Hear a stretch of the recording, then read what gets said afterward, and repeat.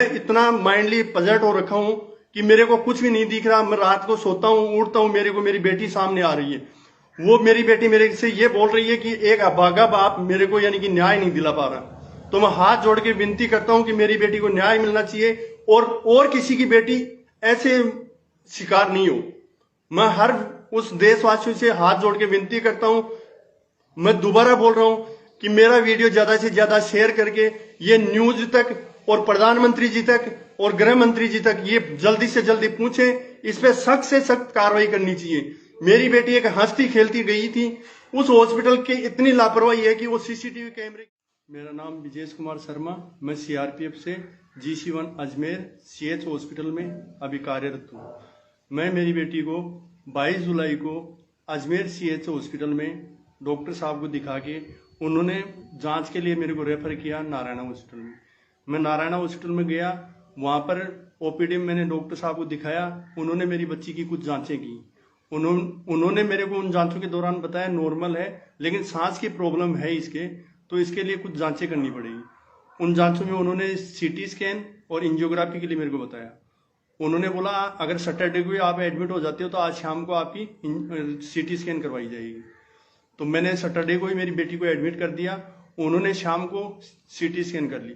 CT scan के उपरांत शाम को डॉक्टर जब ड्यूटी पे आए नाइट में, तो मैंने उनसे पूछा भाई CT स्कैन में क्या कोई दिक्कत आई है? बोला नहीं, नॉर्मल है। उन्होंने बोला एक एंजियोग्राफी और होगी। तो बोला कल तो संडे है, संडे को डॉक्टर साहब आएंगे नहीं, मंडे को एंजियोग्राफी होगी। तो मैंने मंडे को वेट किया। सुबह 9:30 बजे, रात को 2:30 बजे स्टाफ नर्स आके बोली इनको कुछ खिला देना, सुबह कुछ मत खिलाना। तो मेरी बेटी को मैंने जगाया। उन्होंने बोला पापा मेरे को भूख नहीं है।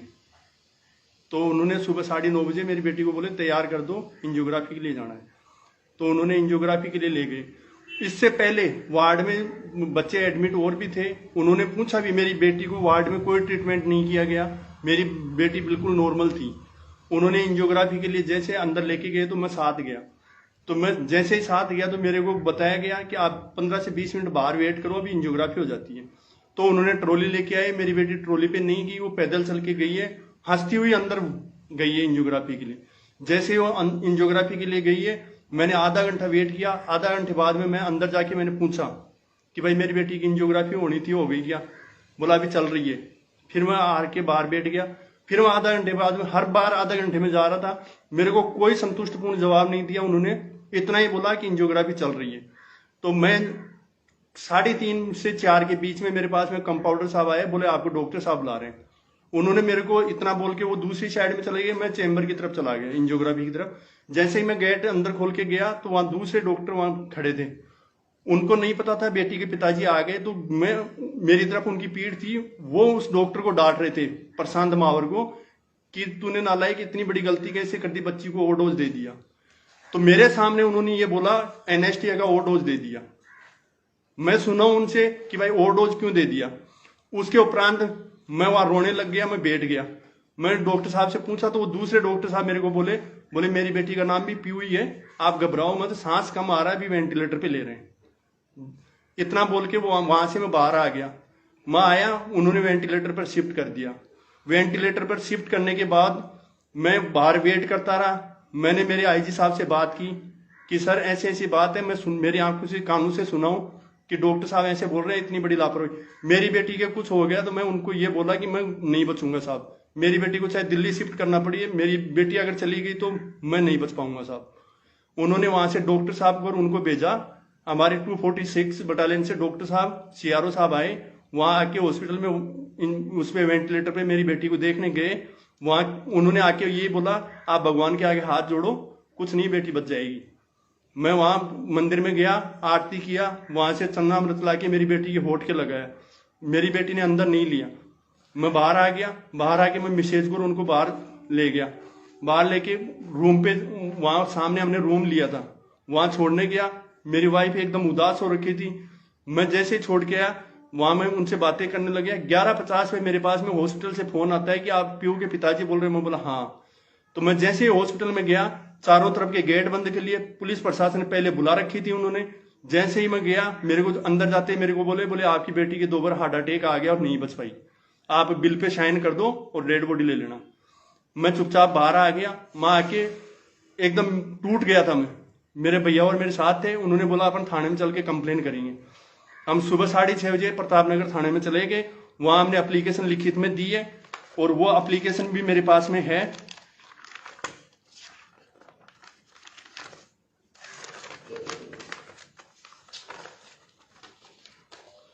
ये मैंने प्रताप नगर थाने में एप्लीकेशन लिखित में दी थी और इसमें मैंने मैं खुद लिखा था कि सीसीटीवी कैमरे की फुटेज तुरंत प्रभाव से वहां कलेक्ट करी जाए, लेकिन मेरी कोई सुनवाई नहीं किया। और 10:30 बजे के आसपास हॉस्पिटल से फोन आता है कि पीयू के पेरेंट्स यहाँ हल्ला कर रहे हैं, डेड बॉडी नहीं ले रहे। जबकि इसमें पुलिस थाने में जो मौजूद थे वो गवाह हैं, उनकी फोन डिटेल निकाल सकते हैं।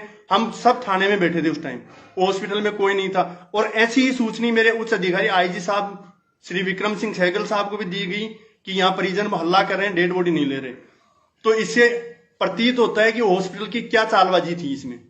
दूसरी चीज, मैंने कंप्लेन देने के बाद में मैं सीधा पुलिस के पास गया हूं। पुलिस वहां से डेड बॉडी कलेक्ट करके वहां पर तुरंत जयपुरिया हॉस्पिटल में उन्होंने पोस्टमार्टम के लिए लेके गए और पोस्टमार्टम किए। मेरे को यह बताया गया था कि 7 दिन में आपको पोस्टमार्टम की रिपोर्ट मिल जाएगी। अभी तक मेरी बेटी के मेरे को कोई भी कागज हॉस्पिटल द्वारा, पुलिस प्रशासन द्वारा मेरे को ज्ञात नहीं कराया गया है कि उसमें मेरी बेटी का कोई भी कागज हो। मेरे को अभी तक नहीं दिया गया, न मेरे को पोस्टमार्टम की रिपोर्ट दी जा रही है। और मेरी एप्लीकेशन के ऊपर एक फॉर्मेलिटी के तौर पे पुलिस थाना प्रताप नगर ने ये मर्ग दर्ज की है आईपीसी 174 के तहत। इतनी बड़ी लापरवाही में एक सीआरपीएफ का जवान जो देश सेवा में है, उसकी बेटी के साथ में इतना बड़ा हादसा करने के बाद इतने आराम से वो डॉक्टर सब जगह अपने काम कर रहे हैं और मैं एक दर भटक रहा हूं न्याय के लिए। ये एफआईआर की जगह मेरे को मर्ग दर्ज करके ये कागज मेरे हाथ में दिया है पुलिस प्रशासन ने। जबकि मेरा गुनाह क्या था, मैंने सीआरपीएफ के सीएच हॉस्पिटल अजमेर से मेरी बेटी को दिखाया हूं, उन्होंने मेरे को रेफर किया है और वो रेफर लेटर ये है। आज तक मेरे डिपार्टमेंट ये नहीं पूछा इसकी बेटी के कागज कहां हैं। दूसरी चीज, उन्होंने ये भी ज्ञात नहीं करने की कोशिश की कि इसकी बेटी किस वजह से खत्म हुई। आज मैं ये पूछना चाहता हूं, मैं हर आदमी को ये बताना चाहता हूं कि इतना राजनीति का प्रेशर राजस्थान में होने के नाते मेरी बेटी को न्याय नहीं मिल रही, मैं दर भटक रहा हूं। और मैं माननीय प्रधानमंत्री जी अशोक गहलोत जी, मुख्यमंत्री जी अशोक गहलोत जी, अमित शाह जी गृह मंत्रालय, हर जगह मैंने ऐसी कोई जगह नहीं छोड़ी जहां मैंने लेटर नहीं भेजा हो। ये मेरे स्पीड पोस्ट की रिसीव्ड कॉपी है।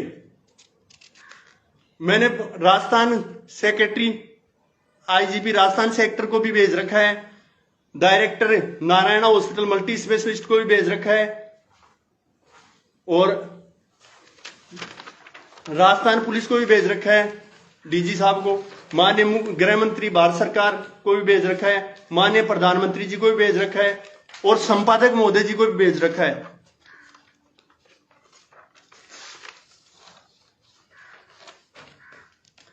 मेरी कॉपी की ये रिसीव्ड है। प्रधानमंत्री जी, गृह मंत्री जी, मुख्यमंत्री जी, चिकित्सा मंत्री जी, मैंने टोटल 18 पोस्ट स्पीड पोस्ट की है और उसका ये प्रूफ है।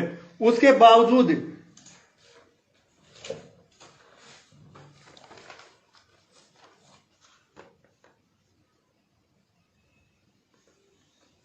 चिकित्सा मंत्री भारत सरकार को भी मैंने स्पीड पोस्ट किया है। और मेरी सहायता के लिए मैं आदरणीय हनुमान बेनीवाल जी से भी मैं निवेदन करूंगा कि मैंने उनको भी ये लेटर भेजा है। मेरी समस्या को मद्देनजर रखते हुए उचित कार्रवाई करवाने की कृपा करें। मैं माइंडली, मेरा परिवार और मैं इतने डिस्टर्ब हो रखे हैं कि कोई सहयोग करने के लिए आगे नहीं आ रहा।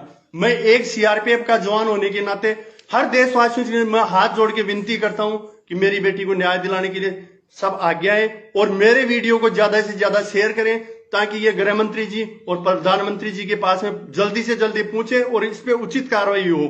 मैं इतना माइंडली पजट हो रखा हूं कि मेरे को कुछ भी नहीं दिख रहा। मैं रात को सोता हूं, उठता हूं, मेरे को मेरी बेटी सामने आ रही है वो मेरी बेटी मेरे से ये बोल रही है कि एक अभागा बाप मेरे को यानी कि न्याय नहीं दिला पा रहा। तो मैं हाथ जोड़ के विनती करता हूं कि मेरी बेटी को न्याय मिलना चाहिए और किसी की बेटी ऐसे शिकार नहीं हो। मैं हर उस देशवासियों से हाथ जोड़ के विनती करता हूं। मैं दोबारा बोल रहा हूं कि मेरा वीडियो ज्यादा से ज्यादा शेयर करके ये न्यूज तक और प्रधानमंत्री जी तक और गृह मंत्री जी तक ये जल्दी से जल्दी पूछे।